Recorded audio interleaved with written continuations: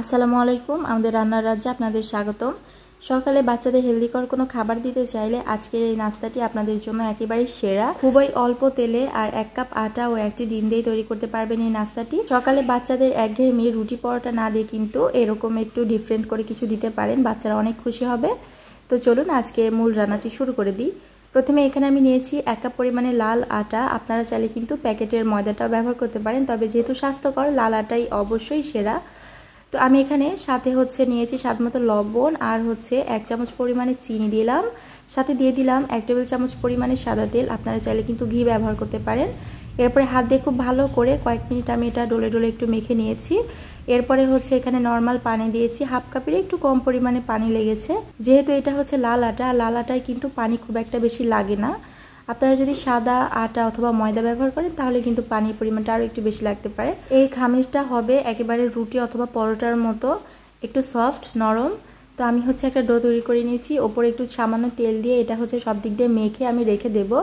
একটা পুর তৈরি করব, এতে করে যতটুকু সময় লাগে ঠিক ততটুকুই রেস্টে রেখে দেবো, 5 মিনিটের মতো লাগতে পারে। এবার সাইডে রেখে দিয়ে আমি রান্নায় চলে আসলাম। এদিকে একটা কড়াইয়ে সামান্য একটু পরিমাণে তেল দিয়ে আমি এখানে 2টা বড় সাইজের পেঁয়াজ কুচি দিয়েছি আর সাথে দিয়ে দিলাম সামান্য একটু কাঁচা মরিচ কুচি। আপনারা ঝাল পছন্দ মতো দেবেন, আবার চাইলে এখানে কিন্তু কালো গোলমরিচের গুঁড়াটাও ব্যবহার করতে পারেন, তাহলে খুব সুন্দর একটা স্মেল আসবে, ঝালের পরিমাণটাও ঠিক মতো হবে। তো সামান্য একটু পরিমাণে লবণ দিয়ে দিলাম, লবণ আপনাদের পছন্দ মতো দেবেন। প্রায় 2-3 মিনিটের মতো ভেজে নিয়ে এখানে আমি একটা ডিম দিয়ে দিলাম। আপনারা কিন্তু চাইলে এখানে আরও একটু পেঁয়াজ দিতে পারেন অথবা এখানে আরও একটা ডিম দিতে পারেন, তবে আমি যে পরিমাণে এখানে আটা মেখে নিয়েছি তাতে করে কিন্তু একটা ডিম আর এরকম বড় সাইজের 2টা পেঁয়াজ দিয়েই খুব সুন্দর করে একটা পুর রেডি হয়ে যাবে। এটা বেশিক্ষণ ভাজতে হবে না, প্রায় 3 থেকে 4 মিনিটের মতো ভেজে নিলে হয়ে যাবে। বাচ্চাদের সবসময় একই রকমভাবে রুটি পরোটার সাথে ডিম ভেজে না দিয়ে এরকম করে একটু ডিফারেন্ট করে কিছু তৈরি করে দিলে কিন্তু বাচ্চারা খুবই মজা করে খাবে। তো কার বাচ্চা কেমন করে খাবে জানি না, তবে আমার বাচ্চা কিন্তু অনেক বেশি মজা করে খেয়েছে, যার কারণে আমি আপনাদের সাথে শেয়ার করলাম।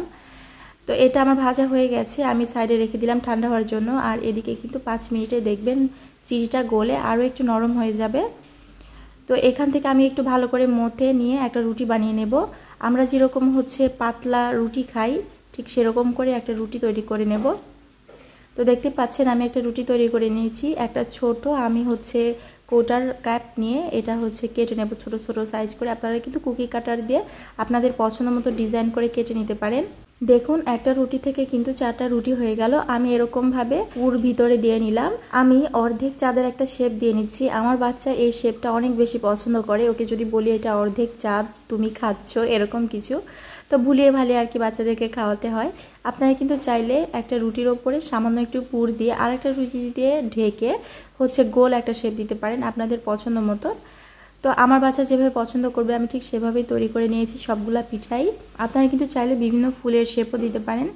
তো এই যে আমি পিঠার ভেতরে পুরগুলা দিয়ে একটু চেপে চেপে বাতাসটা বের করে দেব। যেহেতু এটা খুবই অল্প তেলে ভাজবো এই জন্য কিন্তু ভেতরে বাতাস রাখা যাবে না। তো আমি একটু চাপ দিয়ে দিয়ে ভেতর থেকে বাতাস বের করে দিলাম। আর এদিকে কিন্তু আমি এক এক করে 2টা রুটি বেলে এরকম আমি এতগুলা পিঠা পেয়েছি। এবার এগুলা ভেজে নেওয়ার পালা। তো ভাজার জন্য আমি চলে আসলাম চুলায়।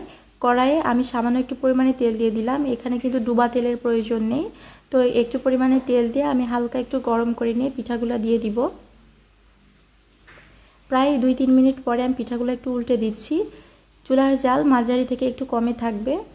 যেহেতু লাল আটা দিয়ে তৈরি করছি সময় কিন্তু খুব একটা বেশি লাগবে না ভাজতে, প্রায় 5-6 মিনিটের মধ্যেই কিন্তু ভাজা হয়ে যাবে এপিঠ ওপিঠ। তো দেখতে পাচ্ছেন খুব সহজেই কিন্তু ভাজা হয়ে গেল। আপনারা চাইলে কিন্তু এটা আটা দিয়ে যদি করেন মানে ময়দা দিয়ে যদি করেন তাহলে একটু সময় লাগতে পারে, আর সেই ক্ষেত্রে কিন্তু তেলের পরিমাণটা একটু বেশি দিতে হবে।